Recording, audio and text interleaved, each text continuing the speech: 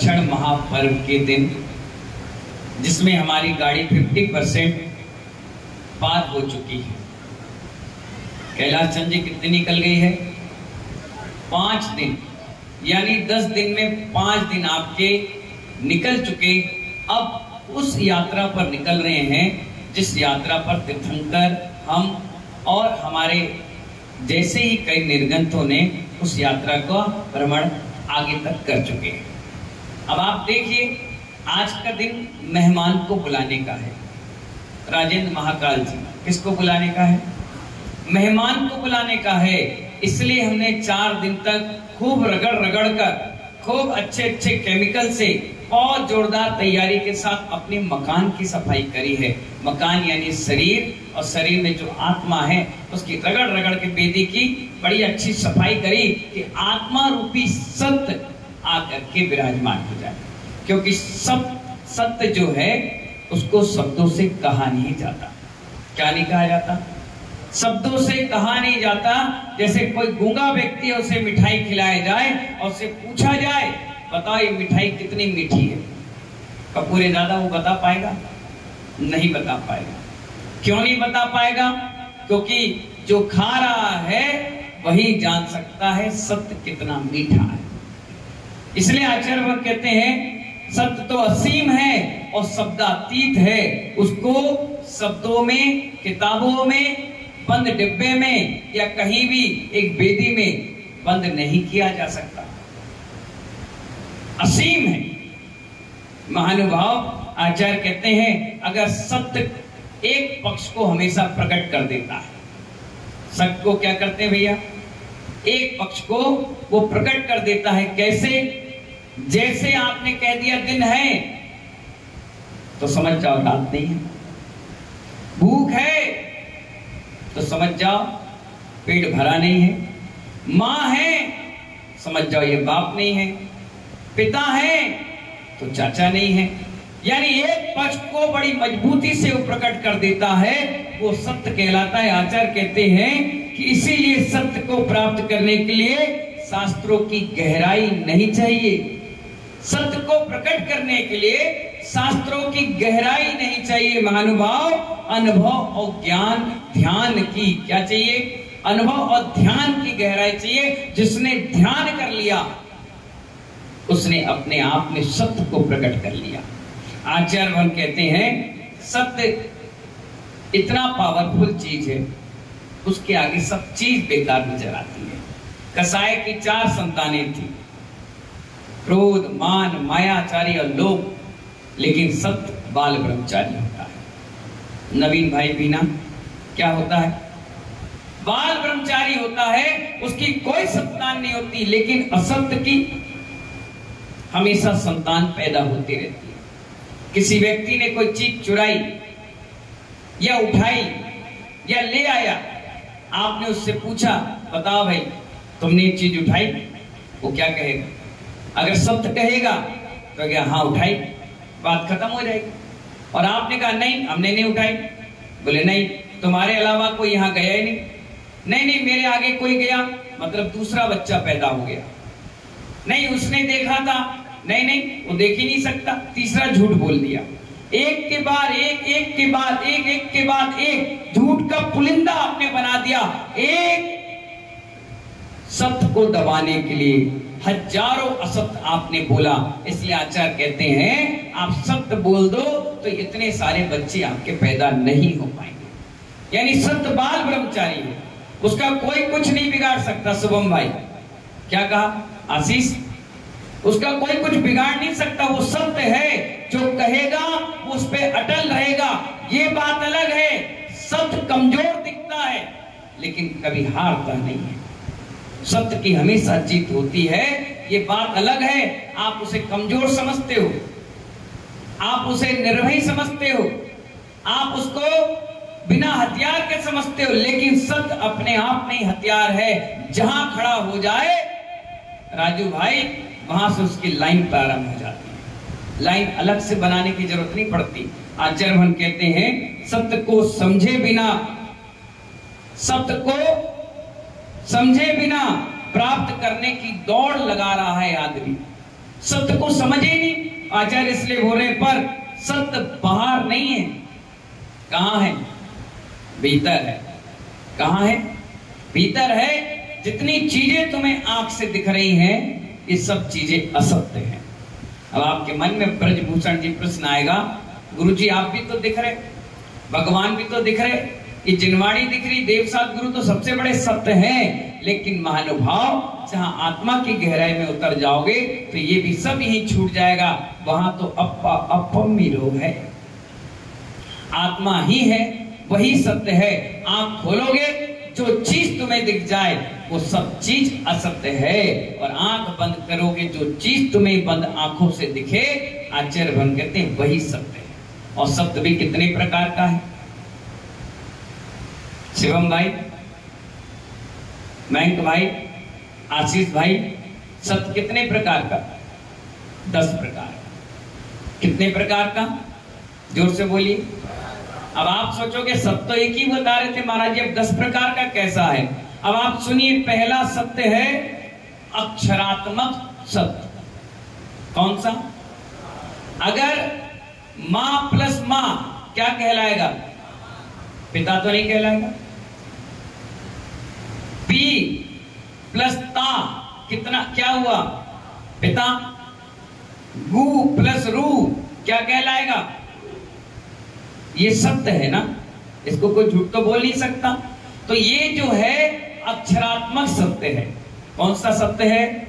अक्षरों से जुड़ा हुआ सत्य प्रमाणिक है, ऐसा आचार्य भगवान कह रहे हैं। दूसरा है गणितात्मक सत्य। कौन सा? मुकेश भाई कौन सा सत्य? गणितात्मक। 5 प्लस 5 कितने हुए? 5 प्लस 6 कितने हुए? 11। 5 प्लस 5 11 तो नहीं हुए, कितने हुए? 10। इसको यही कहना, ये गणितात्मक सत्य है। कौन सा सत्य है? एक है भौगोलिक सत्य। कैसा? सूर्य पूर्व दिशा की ओर से आता है, ठीक है, पश्चिम में निकल जाता है, सुमेरु की परिक्रमा देता है, चंद्रमा रात के आता है, चांद सितारों के साथ आता है। ये सब चीजें क्या है? भौगोलिक सत्य है, इसको मानना पड़ेगा, ये सत्य है। सत्य के ही भेद हैं। घटात्मक सत्य। 26 जनवरी को देश आजाद हुआ था। 30 जनवरी को गांधी जी को गोली मार दी, राजीव गांधी की हत्या हो गई, अटल बिहारी चल बसे।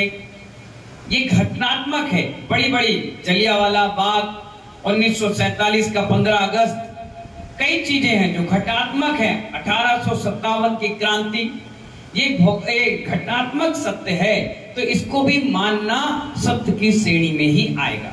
फिर आचार्य भगवान कहते हैं ऐतिहासिक सत्य। ये भी है शास्त्रों में। ऐतिहासिक सत्य का मतलब हुआ पानीपत के 3 युद्ध हुए, इतिहास बना। क्या बना? हरियाणा में प्रतिमा निकाली गई, कुएं से भगवान प्रकट हुए, चंदा प्रभु का समोसरण आया, सम्मेद शिखर से निर्माण हुआ। ये ऐतिहासिक है, ये इतिहास के पन्नों में दर्ज हो गए, तो ये भी सत्य की श्रेणी में आएगा। कितने प्रकार के हो गए? 5 प्रकार के। छठवां है जातीय सत्य। कौन सा सत्य? जैन का लड़का जैन, शूद्र का लड़का शूद्र, मुसलमान का लड़का मुसलमान, हिंदू का लड़का हिंदू। ये कहना भी जात की सत्य है। जो जिस जाति का है, उस कौम में जो पैदा हुआ, जो धर्म में पैदा हुआ, उसको मानने वाला उस सत्य को मानना जरूरी है, ठीक है ना। ज्योतिषी सत्य, भूगोलक तो आ गया, अब ज्योतिषी आ गया। गुणा, भाग, राशि, चंद्रमा, रेखा, फेस रीडिंग, ये ज्योतिषी देखते हैं ना, ग्रह, नक्षत्र, तारे, पंचांग, ये सब चीज होती है। इसको मानना भी सत्य की श्रेणी में आता है। व्यवहारिक सत्य। कौन सा सत्य? व्यवहारिक सत्य। पुत्र का जन्म मां ही देती है, लेकिन पिता के नाम से लोग उसे जानते हैं। किसके नाम से? मां का नाम नहीं लिया जाता, पहले किसका नाम लिया जाता है? पिता का, मां का बाद में। ये है व्यवहारिक सत्य। कौन सा सत्य है? व्यवहारिक। 9वें नंबर का है सैद्धांतिक सत्य। आत्मानुभूति नग्न अवस्था में ही होती है, दिगंबर से ही मोक्ष जाएंगे। 7वें गुणस्थानवर्ती को ही मोक्ष मार्ग में कदम बढ़ाने का हक है। इस प्रकार का सिद्धांत जो है, आगम है, उसको मानना भी सिद्धांतिक सत्य है। और 10वें नंबर का है आध्यात्मिक सत्य। कौन से नंबर का? 10वें नंबर का आध्यात्मिक सत्य है वीतरागी देव साथ गुरु को मानने वाला ही सम्यक दृष्टि है। ये आध्यात्मिक सत्य है। क्या? इस प्रकार के 10 प्रकार के सत्य हैं और इनको हमें मानना चाहिए और मानना पड़ेगा। नहीं मानोगे तो इस पुस्तक का, जिन आगम का आपने अवहेलना कर। एक सत्य और है जिसे कहते हैं जनपद सत्य। क्या कहते हैं? जोर से बोलो। जनपद सत्य। अगर आप कर्नाटक जाओगे, वहां कटहल खाते हैं। क्या खाते हैं? कटहल खाते हैं। और वहां पर लौकी चौके में आलू की तरह अभक्ष मानते हैं। अगर किसी जैन व्यक्ति ने वहां चौका लगाया तो कटहल की सब्जी बनाएगा, लौकी की नहीं बनाएगा। और उत्तर भारत की ओर चले जाओ, एमपी में चले जाओ, तो यहाँ कटहल को अभक्ष मानते हैं और लौकी को शुद्ध मानते हैं। अगर मैं वहां गया और मैं कहने लगा नहीं लौकी बनाओ, तो हमें जनपद सत्य को नहीं मानने का दोष लगेगा। और यहां आए और हम कहने लगे यहां कटहल बनाओ, तो दोष लगेगा। इसलिए जहां की जो रीति रिवाज है उस हिसाब से अपन को पालन करना चाहिए। आप कर्नाटक, महाराष्ट्र, राजस्थान में जाइए, तमिलनाडु में जाइए, आंध्र प्रदेश, उड़ीसा में जाइए, वहां पर दूध से अभिषेक होता है, पंचामृत अभिषेक होता है, तो हम ये नहीं कह सकते कि वो गलत है। और इस साइड आप एमपी और यूपी के साइड दिल्ली, इस साइड हरियाणा साइड जाइए तो यहाँ जलाभिषेक होता है, तो हम ये नहीं कह सकते कि ये जल अभिषेक गलत है। आप अपनी परंपरा करिए, इनको अपनी परंपरा करने दो। जो जनपद सत्य है वो कहता है ये भी स्वीकार है, ये भी स्वीकार है। ना तो हमें दूध चढ़ाना है, ना तो जल चढ़ाना है। इसलिए साधु को कहा जैसा समाज करे वैसा करिए, आपको बोलने का कोई भी हक नहीं। इस कौन सा सत्य है? ये जनपद सत्य। इसलिए कहा गया जो आंखों से दिख रहा है महानुभाव, वो सब असत्य है। जो नहीं दिख रहा है विनोद जी, वो सत्य है। इसलिए महानुभाव सत्य सदा उजागर रहता है, उसे छुपाने की जरूरत नहीं पड़ती। सत्य हमेशा उजागर रहता है, उसे छुपाने की जरूरत नहीं होती। क्योंकि आचार्य कहते हैं उसको छुपाने की आवश्यकता पड़ती ही नहीं है। सत्य बोले और व्यक्ति निश्चित हो गया। क्या बोला? सत्य बोला और निश्चित हो गया। क्योंकि झूठा व्यक्ति झूठ पर झूठ बोलता है, 1000 झूठ बोलता है और रात की चैन की नींद नहीं सोता। बार बार ये सोता है कि कल वो आएगा, फिर हमें कौन सा नया झूठ बोलना। और सत्य वाला क्या कहता है?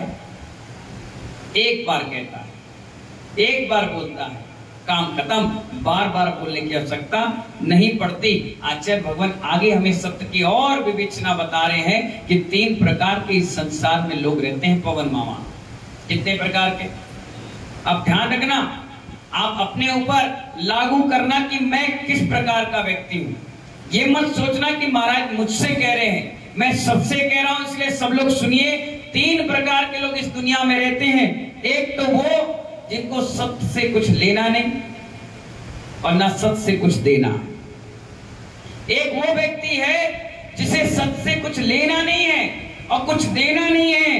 वो ऐसी ताश की तरह जिंदगी जीते हैं, पानी की अंजलि की तरह जीते हैं। अंजलि में जितना जल आ गया, थोड़ी देर के बाद वो स्वाहा हो जाता है, निकल जाता है, बह जाता है। उनको कोई इस सत्य से मतलब नहीं, ना लेना है और ना देना है। दूसरा व्यक्ति वो भी है जिसको सत्य देना तो है लेकिन लेना नहीं है। कौन है वो? सत्य लेना नहीं, देना नहीं, ये तो बात समझ में आ गई। लेकिन सत्य देना है लेकिन लेना नहीं है। वो कौन है? वो है पंडित जी, जो सत्य की बातें तो बताएंगे, अच्छे अच्छे उपदेश बताएंगे, बढ़िया माइक मिल जाए तो 1-1.5 घंटे तक तुम्हें सुनाएंगे, तुम्हें लगेगा वाह इनके जैसा तो कोई इंसान नहीं। जब घर जाके देखो तो वो उल्टी रीति, उल्टे काम, सारी जिंदगी उल्टे काम, कभी रीति रिवाज सही नहीं। तो ऐसे लोग सत्य देना तो जानते हैं लेकिन सत्य उतारना नहीं जानते। और एक और है जिनको सत्य लेना भी है और सत्य देना भी है, वो दिगंबर संत होते हैं, जो कह दिया वो कह दिया, जो अंदर है सो बाहर है, जो बाहर है सो अंदर है। ये संत महात्मा जिनको सत्य लेना भी है और सत्य देना भी है। एक आपका ही डबरा का व्यक्ति आ गया कमरे में और कहने लगा बताओ महाराज जी आप सत्य बोलते हो? मैंने कहा हाँ। अगर मैं कहूं आप झूठ बोलते हो तो? मैंने कहा मैं तो मानूंगा नहीं कि मैं झूठ बोलता हूं, हंसी मजाक में भी नहीं बोलता। नहीं आप झूठ बोलते हो। मैंने कहा मैं नहीं बोलता। अच्छा ठीक है, आपकी मैं परीक्षा लूंगा। कोमल चंद जी क्या कह रहा है वो? परीक्षा लूंगा। मैंने कहा ले ले। कब लेगा? अभी इसी वक्त लूंगा। मैंने ले ले भैया, ले ले, तू भी परीक्षा ले ले। डबरा कितने लोग ले रहे, तू कौन सा कसर छोड़ा, तू भी ले ले, जा, तुझे भी माफ है 1000 खून, जा ले ले। वो अपनी डिबिया से एक चिड़िया निकाला। अब पूछने लगा मुझसे, प्रदीप भाई पूछने लगा बताओ उपाध्याय व्यसन सागर एक चिड़िया मरी हुई है कि जिंदा? अब तो मेरे लिए धर्म संकट आ गया। अगर मैं कहता हूं मरी हुई है, वो जिंदा है, वो छोड़ देगा, ले लो झूठ बोल रहे आप, उत्तम सत्य के दिन झूठ बोल रहे। और अगर मैं कह दूं कि ये तो जिंदा है तो वही टेटुआ मसक देगा, बोले लो ये तो मरी हुई है। अब तो मेरे कंधे पे तलवार लटक गई। सत्य बोलूं तो, असत्य बोलूं तो, अब क्या बोलूं? फंस गया मैं तो। मैंने कहा चलो एक जीव की हत्या बच रही है तो ये असत्य भी मेरा सत्य में प्रकट हो जाएगा। मैंने तुरंत कह दिया ये चिड़िया तेरे हाथ में मरी हुई है। उसने उड़ा दी, देखो जिंदा है। मैंने कहा मुझे खुशी मिली, तू मुझे झूठा कह सकता है लेकिन चिड़िया तो बच गई। इतना दया रखते हैं निर्गंज साधु, इतनी दया अंदर से रखते हैं निर्गंज साधु कि एक चिड़िया की जान बचाने के लिए उस व्यक्ति से भी झूठ बोल गए कि कोई बात नहीं मैं प्रायश्चित ले लूंगा लेकिन मेरे निमित्त से चिड़िया तो बच जाएगी। कितने पारदर्शी होते हैं। दुनिया कहती है कि साधु कान के कच्चे होते हैं, लेकिन मैं कहता हूं साधु कान के कच्चे नहीं होते, वो दिमाग के अच्छे होते हैं। जहां दुनिया के दिमाग समाप्त हो जाए, जहां लोगों के दिमाग समाप्त हो जाए, शून्य हो जाए, वहां से निर्गंध साधु की शुरुआत होती है। महानुभाव ऐसे ही एक साधु जंगल में बैठे हुए थे, सत्य की बात चल रही है, कितने प्रकार की परीक्षाएं होती है निर्गंध साधु की।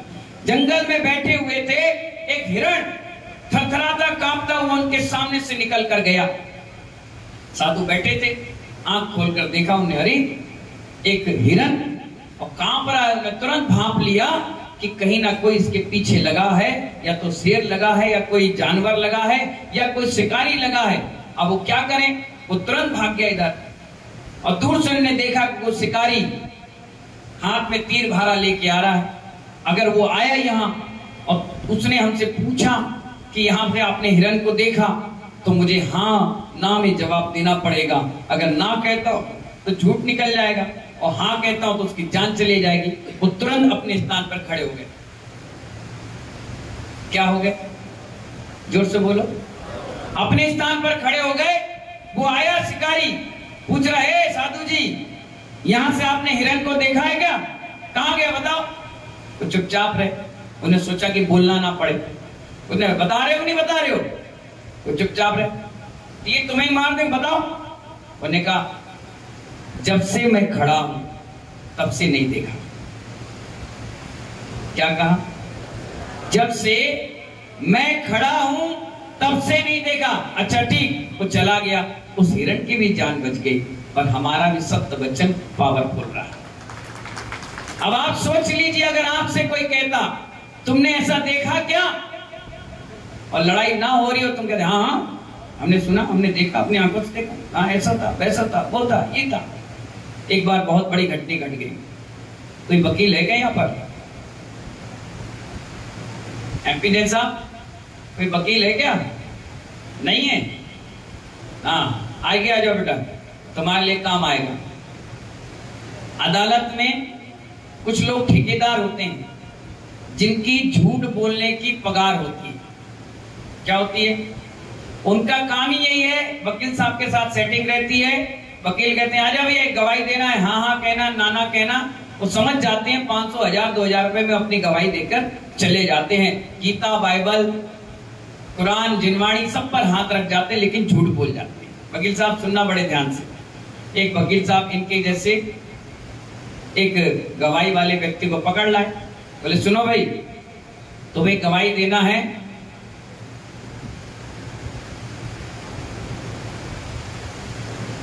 खट्टर काका को मैंने मारा। क्या कहना है? खट्टर काका को इसने मारा। ये फोटो देख लो, ये व्यक्ति आएगा, जज साहब तुमसे पूछेंगे इसी ने मारा? बोला हाँ मारा, और तुम गवाही दे देना। बोलेगा ठीक है।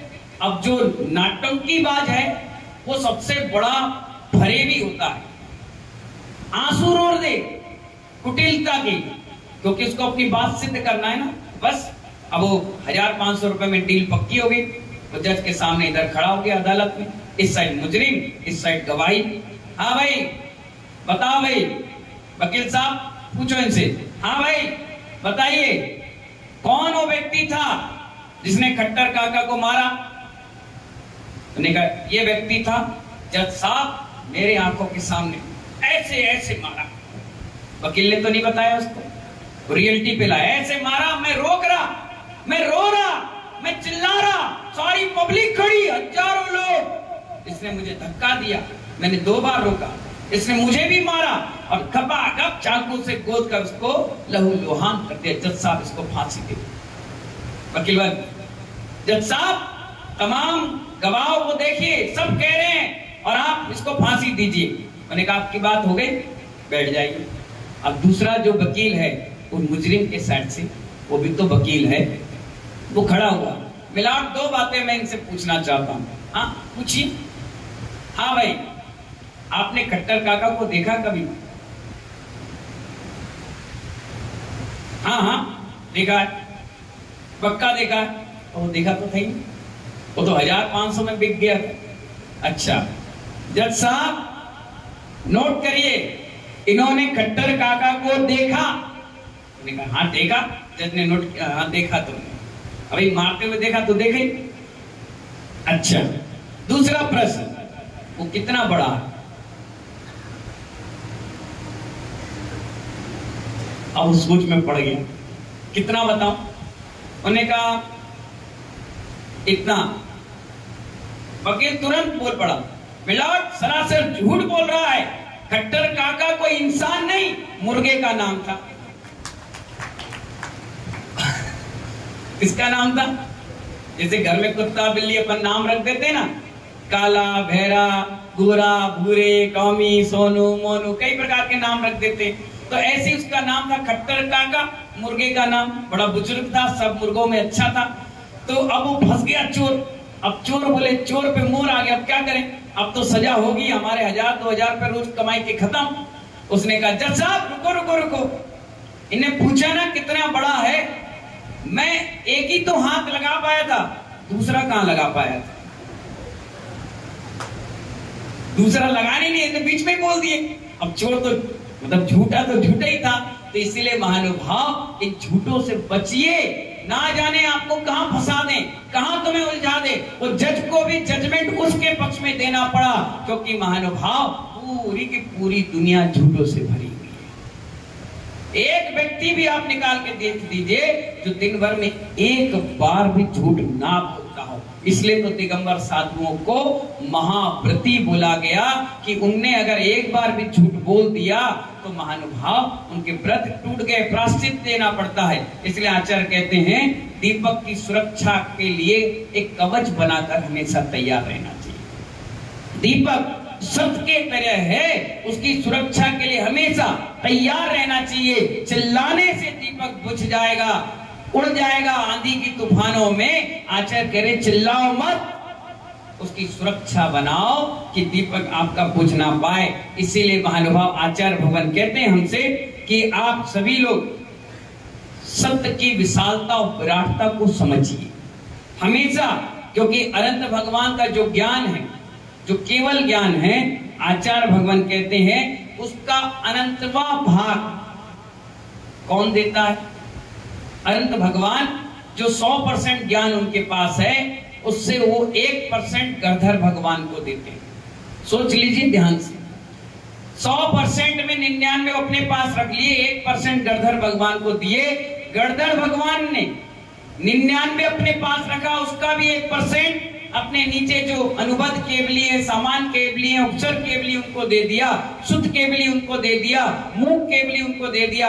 उन्होंने भी 99 अपने पास रखा, 1% आचार्य उपाध्याय साधुओं को दे दिया। साधुओं ने भी 99 अपने पास रखा और 1% पंडितों को दिया। पंडितों ने भी 99 अपने पास रखा, 1% आपको दिया। जो इस पूरे विश्व में इतने सारे शास्त्र देख रहे हो, वो 1% का ही ज्ञान आपको मिला है। इसलिए तो कहा सत्य विराट है, विशाल है, इसको शब्दों में नहीं पिरो सकते। सत्य तो सत्य है महानुभाव, इसको ढूंढना नहीं पड़ता। निगाह नीची करो, आंख बंद करो और हाथ पे हाथ रख करके एक बार अपनी आत्मा को देखो। इससे बड़ा सत्य दुनिया में कोई नहीं हो सकता। इसलिए आचार्य कहते हैं कि आप छाया को पकड़ोगे, छाया को पकड़ोगे तो कभी पकड़ में नहीं आएगी। कभी प्रयास करना बाहर खड़े होकर छाया को पकड़ते रहना, कभी पकड़ में नहीं आएगी। आचार्य भगवान कहते हैं छाया को पकड़ने से अच्छा है अपने आप को पकड़ लो, छाया अपने आप पकड़ में आएगी। इसलिए अपने आप में उतरने का प्रयास करिए। ये जिंदगी बहुत छोटी सी है, सत्य को समझिए। और आज पूरे दिन भर चाहे लाख रुपए का घाटा हो जाए, चाहे 1000 रुपए का नुकसान हो जाए, शीतल प्रसाद जी, प्रेमचंद जी, बाबू जी, बसंत कुमार जी, 1000 रुपए का नुकसान हो जाए, लाखों रुपए का नुकसान हो जाए, ग्राहक रूठ कर चला जाए, बाद में माल देना पड़े, लेकिन कहना आज का दिन कह रहा है मुझे सत्य बोलना है। क्या बोलना है? चाहे कोई कितना ही बड़ा बना रहे, मुझे सत्य बोलना है। आज पूरा दिन क्या कहना है? सत्य बोलना है। मालूम है, सत्य को पकड़े रहोगे तो शांति मिलेगी, सत्य को पकड़ोगे तो बुद्धि मिलेगी, सत्य को पकड़ोगे तो सरस्वती मिलेगी, सत्य को पकड़ोगे तो लक्ष्मी मिलेगी। और इन किसी को नहीं पकड़ा, आपने सबको पकड़ लिया, लेकिन सत्य को नहीं पकड़ा तो ये सब रूठ कर चली जाएगी। एक राजा था और वो राजा बहुत बढ़िया शासन प्रशासन चलता था, खूब दौलत, परिवार, युद्ध कौशल में वीर भट्ट, सेना, ताम झाम सब कुछ उसके पास था। उसके बच्चे का जन्म दिवस आया, उसने नगर में अनाउंसमेंट करवाया कि 3 दिन तक राजकीय उत्सव मनाया जाएगा, मेरे पुत्र का जन्म दिवस है। सबने कहा ठीक है, क्या करे राजा साहब? उन्होंने कहा एक काम करो, जिन जिन की दुकानें मार्केट में हैं उनसे सबको इस प्रांगण में सारा मेला भरेगा, आपको दुकान नहीं लगाना, सब यहीं आए, झूला लगाए, खाने पीने का आइटम रखे, कपड़े बेचे, सराफे वाले आए, किराने वाले यहीं, और सब बढ़िया से काम करें, 3 दिन तक उत्सव मनाएं। सब बोले राजा साहब अगर हम सब लोग माल लेकर आपके प्रांगण में बेचने लगेंगे और किसी का बच गया तो? बोले मैं खरीद लूंगा। तब बोले ठीक है, अब किसको क्या दिक्कत है, खुशियां मनाओ, बिके माल तो भी, और नहीं बिके तो राजा ले ही लेगा। ठीक है भाई, 3 दिन तक माल बिका, खूब बिका, सब आए। अब तो जा कहते ना, प्राण जाए वचन ना जाए, राजा के वचन। ठीक है भाई, सब लोगों ने माल बेचना प्रारंभ किया। एक दिन बिक गया, दूसरे दिन बिक गया, तीसरे दिन बिक गया। अब क्या हुआ, जब मंत्री वहां घूमने निकला घोड़े पर कि किसका किसका सामान बचा तो लाओ, दो पैसे लो, लेकिन इत्तेफाक ऐसा था किसी भी व्यक्ति का सामान बचा ही नहीं, सब बिक गया, राजा को खरीदने नहीं पड़ा। लेकिन एक व्यक्ति वहां बड़ा उदास होकर के बैठा था। वो मंत्री आया उसके पास, हाँ भाई किसी का सामान कुछ रह तो नहीं गया बताओ? नहीं तो अपना बोरिया बिस्तर बांधो, खाली करो प्रांगण, सफाई करना है यहाँ पर। एक व्यक्ति आया, बोला मंत्री जी मेरा एक सामान रह गया, बाकी सब बिक गया। अच्छा तेरे ही रह गया है, पता कितने पैसे उसके हुए? बोले पहले अपने राजा से पूछ तो लो, वो खरीदेगा क्यों नहीं। अरे ऐसा क्या है जो राजा नहीं खरीद पाए? जब इतनी दुकानों का माल लेने की जिम्मेदारी ले चुका है तो तुम्हारा कौन सा है? बोले मैं मूर्तिकार हूं। अच्छा कौन सी मूर्ति है भाई जो बच गई? बोले एक ही है। कौन सी? बोले शनिचर की। और आज भी दिन कौन सा है? अगर आपसे मैं कहूं कि वैसन सागर जी आपसे कह रहा है कि शनिचर की मूर्ति अपने घर ले जाओ, बताओ चंद्रशेखर रानू तुम ले जाओगे क्या?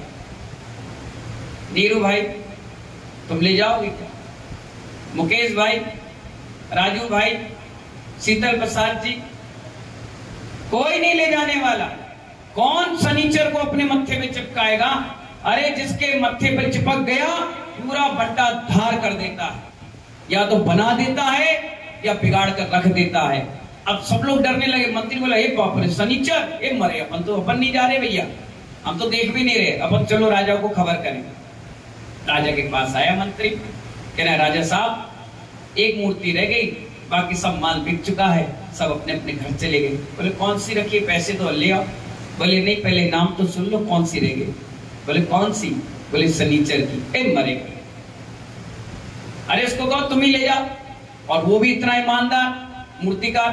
बोला नहीं, आपने वचन दिया था पूरा माल ही खरीदूंगा, बच जाएगा तो भी, बिक गया तो बिक गया, अब आप ही को लेना पड़ेगा, चाहे 1 रुपए में लो चाहे 100 रुपए में, मैं तो आपको दे के जाऊंगा। अरे यार आफत क्यों दे रहा है भैया, हम अच्छे भले राजा महाराजा, हमें क्या जरूरत? नहीं तुम ले जाओ। बोले नहीं, बताओ भाई बताओ। पब्लिक भी कहने राजा को लेना चाहिए, बात तो खराब हो जाएगी। अब राजा बोला मंत्री जी, मंत्री बोले बिल्कुल नहीं लोगे। अपनी पत्नी से पूछा, पत्नी? बोले बिल्कुल नहीं। राजवैद ज्योतिषाचार्य बोले बिल्कुल नहीं लोगे, आप नहीं लोगे। बोले अगर मैं ले लूं तो ज्योतिषाचार्य से बोले सबसे पहले हम भागेंगे यहां से, चले जाओगे? बोले हाँ बगल के राज्य में चले, वहां नौकरी करेंगे। तुम्हारे साथ कौन रहेगा शनिचर जिसके साथ? पत्नी से बोला, पत्नी बोली हम मायके चले, जब शनिचर का भूत उतर जाए तब बुला लेना। मंत्री से बोला जब तुम ही शनिचर रखोगे तो हमारे पर तो रहोगे तो ऐसे ही चिपकेगा, हम तो पहले ही भागे। सारी समाज से कहा युद्ध, सारे सिपाही बोले हम सब भाग जाएं। बोले अभी लिया नहीं है नीलेश, तो ये हाल है, आ जाएगा तो क्या होगा? किसान कुछ नहीं, मूर्तिकार बोला भाई साहब नहीं, जब ये इसका प्रकोप है हम नहीं रखेंगे। बोले देखो लेना तो तुम्हें पड़ेगी, वचन नहीं छोड़ सकते। बोला रुको मुझे सोचने का वक्त दो। बोले शाम तक है। ठीक है भाई, शाम के फिर रात दरबार लगा, सुनना बड़ा मजा आएगा आपको। बैठे, मूर्तिकार ले आए मूर्ति, बोले एक बार दिखा तो दो। लो देख लो, अनावरण किया, काले रंग की मूर्ति। राजा बोला मूर्ति बड़ी सुंदर है, ले लो ना। कैसे ले ले? राजवैदों को देखा, हकीमों को देखा, ज्योतिषाचार्य बोले तुम लिए और हम गए। इधर सिपाही बोले हम सबसे पहले भागे। पत्नी तुम तो मेरी अरे काय की अर्धांगिनी, जिस पर शनि बैठ गया, हम क्या पागल है, भिखारी बन जाएंगे? नहीं हम नहीं रहेंगे, हम तो चले अपने माँ के राजा के पास। अरे भैया क्या करो? बोले लाभ दो यार, तुम हटाओ लाभ। जैसे उन्हें हाथ में लिया और मंदिर में अपने स्थापित किया, जो सचार वहीं से भाग गए। सिपाही भाग गए, पत्नी भाग गई, सब भाग गए। राजा अकेला महल में। मूर्तिकार ने यूं पैसे गिने, बोले धन्यवाद आपका, हम चले। तुम तो रुक जाओ। बोले काय के लिए रुके? मुर्दे को अग्नि दी और अपन काम खत्म, अब कौन रुकता है, आग जलती हुई देखना। अपन चले, सब चले गए। राजा अकेले कमरे में बैठा, एक परछाई निकली। राजा उठा, ये कौन जा रहा है? ए कौन है कौन है? क्योंकि सिपाही सब चले गए, कोई पहरेदार ही नहीं था। कौन है कौन है? परछाई रुक गई। कौन हो तुम? बोले मैं लक्ष्मी। कहां जा रही हो? बोले जहां शनिचर होता हम वहां नहीं होते। तो कहां जा रही हो? बगल के राज्य में जा रहे। टाटा, चली। 10 मिनट फिर लेकर उसके फिर एक परछाई गई। फिर वो दौड़ा, ए कौन है? बोले मैं बुद्धि, जिस पर शनिचर बैठा उसकी बुद्धि उल्टी चलती है, अपन भी चले। चला गया। तीसरा आया, फिर उठाओ, फिर एक परछाई गई। बोले तुम कौन? बोले मैं शांति। बोले शांति तुम भी जा रही?